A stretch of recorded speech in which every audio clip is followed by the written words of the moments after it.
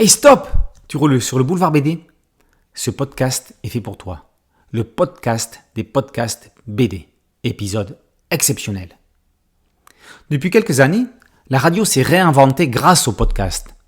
La BD, fort peu représentée sur la bande FM, a trouvé là l'occasion de faire parler d'elle.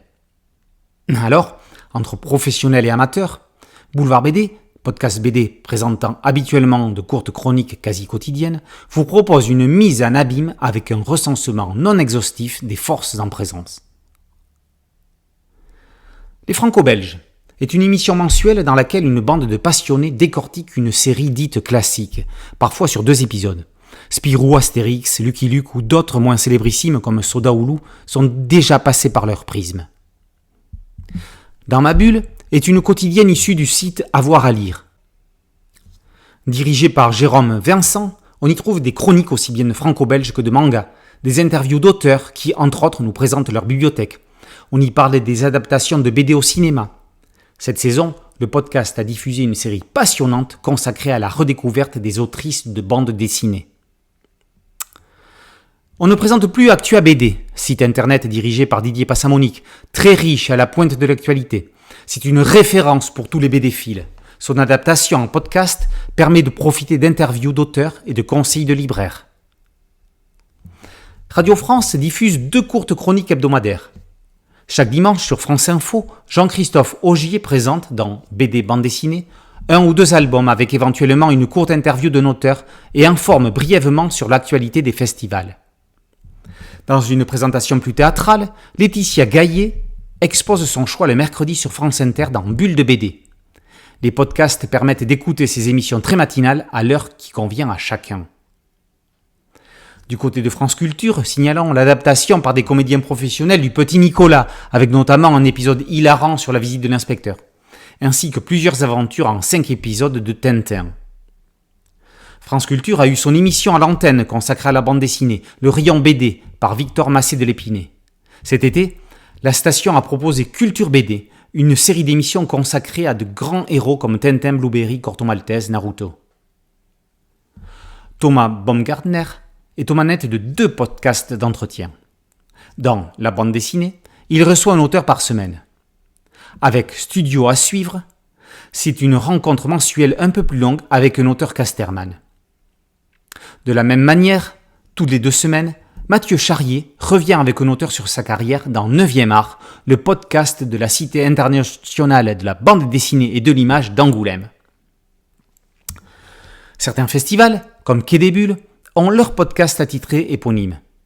L'association du festival BD de Saint-Malo, l'un des plus réputés de France, propose des conférences, des visites d'ateliers d'auteurs ou des rencontres avec eux lors du festival. Merveilleuse idée pour tous les fans de BD qui ne peuvent pas s'y déplacer. Merci pour l'immersion. Côté manga, 2 podcasts tiennent la barre. Yamanote est une série en 9 épisodes produite par France Inter qui revient sur le genre des origines jusqu'au programme de 2022. La 5e de couve est un débat hebdomadaire autour du manga permettant d'en apprendre beaucoup et de rester à la pointe de l'actualité. Ce ne sont pas les seuls. Le manga est un genre très présent sur les ondes avec aussi MangaCast, De Case en Case, ou encore Y a-t-il un pilote dans le manga ? #Ohio, PCF Manga, surfant entre lecture et Japanimation. Les comics ne se laissent pas distancer. Lescomics.fr, le Café Comics, Post Comics, l'univers des comics, Comic City, Comics Outcast, First Print. Entre débat et chronique, il y a l'embarras du choix. Franchissons l'Atlantique pour rendre visite à nos amis québécois. La vie en BD alterne entretien et club de lecture. Signalons aussi un ovni avec E égale RG2. Après avoir disséqué chacun des albums de Tintin, ces joyeux Québécois font dans chacun de leurs épisodes la comparaison entre la série traitée et l'univers RG1 à la recherche du Tintin perdu. La Voix des Bulles et la Splash Page sont des émissions cousines de débats, d'analyses et d'interviews. La première se décline en Canaille BD qui donne la parole aux enfants et en One A Club qui traite d'un panel d'albums. La seconde est plus thématique. Le Gaufrier est un podcast bimensuel d'actualité fait par des libraires. Bulles en stock est une émission éclectique dans laquelle le passionné Steven parle de ses coups de cœur. Dans l'atelier est une série d'entretiens nous invitant, comme le dit le titre, dans l'atelier des auteurs pour des interviews. Bulle Bizarre propose également un entretien avec un auteur. La Vignette fait de même en demandant aux auteurs de venir avec 3 albums qui les ont construits dans leur passion et leur métier. L'Ivresse des Bulles reçoit des auteurs en live. Complément des Bulles est une émission mensuelle avec l'interview d'un auteur et une sélection d'albums. L'interview a l'originalité de se terminer par quelques questions complètement débiles. C'est rigolo. La Bande FM est l'émission qui parle de BD sur les ondes de Timbre FM. Le Bruit des Bulles est une hebdo produite par Blind, mettant en avant chaque semaine 3 albums pour éviter d'acheter les albums à l'aveugle. Terminons par le plus professionnel des podcasts amateurs que l'on verrait bien sur une grande radio nationale.